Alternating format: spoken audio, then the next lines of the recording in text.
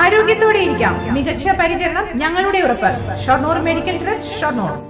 പട്ടാമ്പിയിൽ ഭാരതപ്പുഴയിൽ കണ്ടെത്തിയ മൃതദേഹം തിരിച്ചറിഞ്ഞു. കാവശ്ശേരി കഴഞ്ഞിയേരക്കുളം സ്വദേശിയായ 21 വയസ്സുകാരൻ പ്രണവാണ് മരിച്ചത്.